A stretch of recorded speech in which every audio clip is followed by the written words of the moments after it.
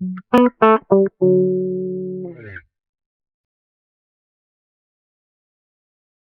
to the National Creative Writing Industry Day.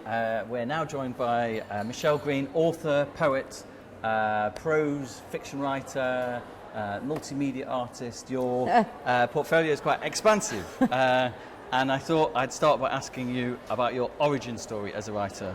Okay.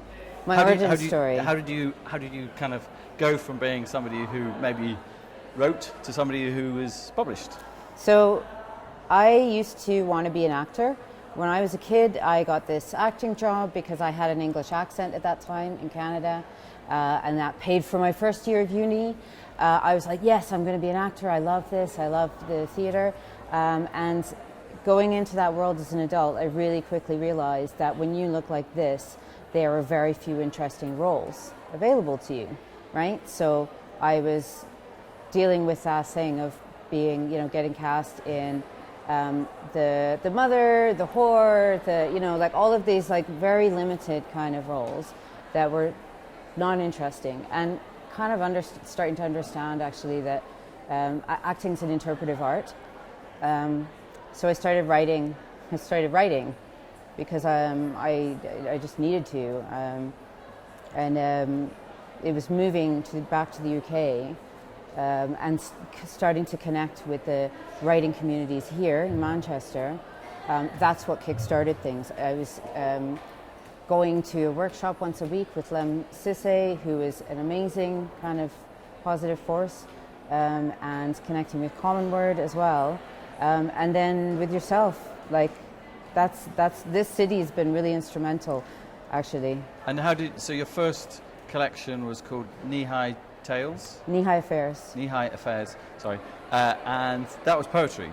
Yeah, it was a chapbook of poetry that now I kind of die inside when I read it. But it was written a long time ago, and it was something that I was like trying to transfer poetry that was written to be heard into poetry that was written to be read, which is quite a different beast. And I'm actually quite happy with the fact that I look back on it and I would tear it apart and write it completely differently now, because there's progress, there's movement, and etc. But how did that book come about? I won a slam, is how that came about. And one of the prizes, it was a slam run by Common Word, and the prize was to make a chapbook with them.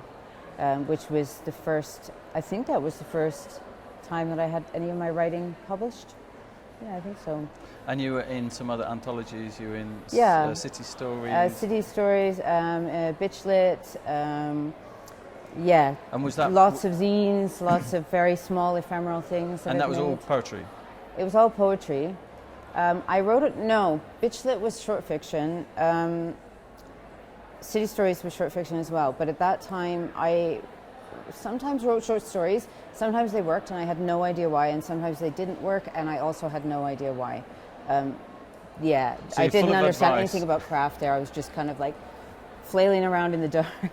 Okay, so there's no advice you could and give. Not under no, but that beginning part was very. I didn't understand craft in terms of fiction, because it's very different from poetry in many ways. The more that I've learned about the craft of short fiction, now I see the similarities with poetry. I see how it's stripped down. I see how it's not trying to make any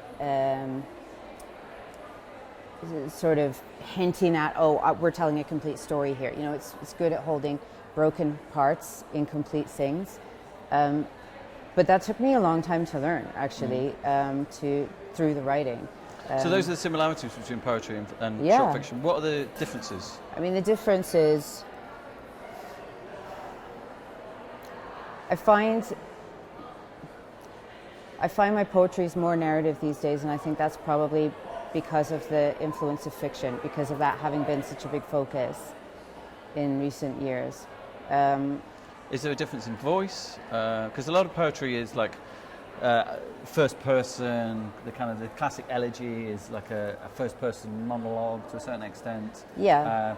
Whilst obviously short fiction there's more of a distance between the character and and the narrative to a certain extent, Sometimes. but Yeah. not so much in yours. is Well, it? no, I think that's why I have trouble articulating it. I think that when I feel compelled to write, that's why I write. It's a compulsion, I need to do it. And when I'm approaching something, sometimes I know in advance this is a story or this is a poem, but there's times when I don't know what the shape of the thing is. I need to start writing and the shape emerges. This is a poem shaped thing, or this is a short fiction shaped thing. And I think part of that is to do with the size of the container, but also to do with the fact that I think poetry leaves much larger spaces inside it than fiction does. It's there. I'm not a theorist, and I can't speak to anything touching on theory in terms of fiction and poetry, but they do different things. Does that kind of not knowing which way it's going initially, does that apply to your multimedia work? Because since publishing Jebel Marrow, which is a collection of short stories with Comma Press, you've kind of moved into collaborative work, working with sound artists, working with psychogeographers, and kind of landscape work, and you've done a number of projects where you've kind of it's not just been a literary event, it's been a kind of music event, a sound event, all kinds of things, visual event. Do you not know what it's going to be with those projects, or do you set out with those kind of projects and say this is going to be multimedia, this is going to have these other aspects? Yeah, there is a certain amount of confusion and digging around that I do, but the reason I've started collaborating more with artists who work in other art forms is because of the multiplicity of language, different languages, and how they work together. And one of my big drivers with that is to do with disability, actually, to do with and the aesthetic of disability. I hate the word voice, but voice in art, in writing.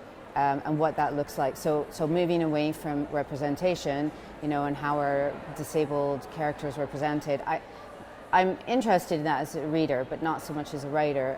As a writer and someone who's making stories using different kinds of tools and languages, I'm really interested in working with and very intentionally approaching an aesthetic that comes from a position of disability. So whether that's to do with sensory stuff, like right now I'm using an entire force field to block out the background noise in this space. So that's part of why I started working with Caro C, who's a musician and a sound engineer, because she has the knowledge, the language, and the ears to understand like what is happening right now when this background noise is happening and I'm speaking over it, and how do you recreate that? How do you move? How do you use a sound to move an audience from outside to inside? All those kind of sensitive details, and specifically how I want to make work that actively invites people with different physical, bodily, and mental experiences into the story that I'm trying to tell. So I think short fiction tells stories, clearly. I think sound is part of it as well. I think that visuals are also part of it. I think that different forms of writing as well, which is why, working with David Cooper on the sort of literary geography and creative critical writing that we are co-writing together, that's another, bringing another kind of storytelling language into the space. Yeah, that's Great. What's driving it. And finally, we're here today with 160 delegates, 160 aspiring writers who haven't signed their first book deal and not published yet. If you were to give them one piece of advice. One. Just one. Oh my God, that's a job. lot of Okay, let's do pressure. 10 and let's edit it. No, it's live. We can only do one. So okay, that's Or it. three. But you just told me this is it. My one piece of advice is find the person who's passionate about what you're doing, and is ready to work with you on working through all of the brambles that are around that, and through that growth from I have a manuscript that is complete, but it's rough around the edges, it needs editing. Someone who's willing to work with you from there to here, who's passionate about what you're doing. That's it, because that's exactly what working with you has done, and that has made me a better writer. I think that's it. Thank you very much. Ta-da!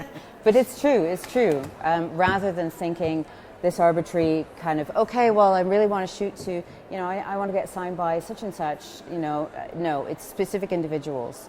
It's not about a company, a publishing. I think it has to be about a person that you connect with, because, storytelling is that personal connection. That's what it is.